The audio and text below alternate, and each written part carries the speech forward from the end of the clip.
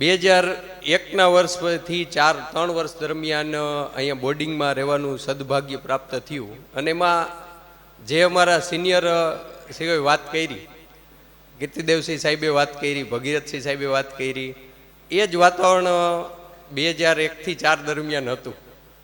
અને બોર્ડિંગની તો એટલી બધી તો છે કે જીવન ઘડતરમાં અહીંયા બોર્ડિંગમાં હું લગભગ 11મા ધોરણમાં અહીંયા આવ્યો 2001માં અને લગભગ મોડું થઈ ગયું હતું. ત્યારે એડમિશન મળતું નહોતું એટલે હરિશ્ચંદ્ર કાકા છે એ LBS હાઈસ્કૂલમાં મને દાદાએ ભલામણ કરીને હરિશ્ચંદ્ર કાકા સાથે આવ્યા. ત્યારે મોડું એડમિશન મળ્યું ને ત્યારે એક બાંયધરી એમને લીધી હતી કે આ બધા છોકરાઓ છે ને તોફાની બહુ હોય છે બોર્ડિંગના. અને પછી એ જ સ્કૂલમાં હું 12મા ધોરણમાં ફર્સ્ટ આવ્યો LBSમાં.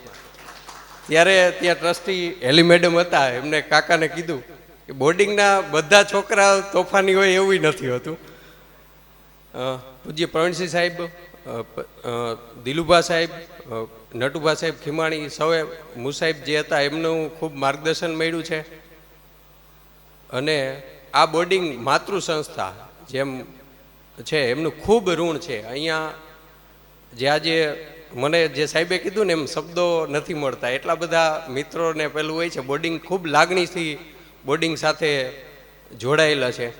અમારા પરબતસિંહ જાડેજા સાહેબ, JB જાડેજા સાહેબ, એ બધા અમારા વડીલો ગામના, જેને મને અહીંયા સતત એમની પાસેથી પ્રેરણા લીધી છે આ બોર્ડિંગમાં આવીને. અને જે કાંઈ હું જો આ બન્યો હોય બોર્ડિંગમાંથી કે શરૂઆતમાં શિક્ષક તરીકે ને પછી 2014ની જે GPSC છે એમાં ડાયરેક્ટ મામલતદાર તરીકે સિલેક્ટ થયો. અને એ બધામાં જો સાહેબે જેમ કીધું ને કે પછીની જે બોર્ડિંગમાં રહ્યા હોય ને જે અહીંયાથી જે ટ્રેનિંગ મળી હોય તો પછીની કોઈ ટ્રેનિંગો છે જીવનમાં એ અઘરી નથી લાગતી. એનું કારણ છે કે અહીંનું એક વાતાવરણ, એક ડિસિપ્લિન જે અહીંયાથી શીખવા મળ્યું, એના માટે સદાય બોર્ડિંગના ઋણી રહેશું. અને ખૂબ હજી ઘણા બધા સિનિયર છે, વડીલો છે, એટલે વિશેષ નથી કહેતો. આ જગ્યા અહીંયા સ્ટેજ ઉપર જે અમને સ્થાન આપ્યું અને અહીંયા જે એ બદલ આ જે ટ્રસ્ટી મંડળ છે અને સૌ સિનિયર છે, વડીલો, સૌનો ધન્યવાદ, આભાર. Thank you. જય માતાજી.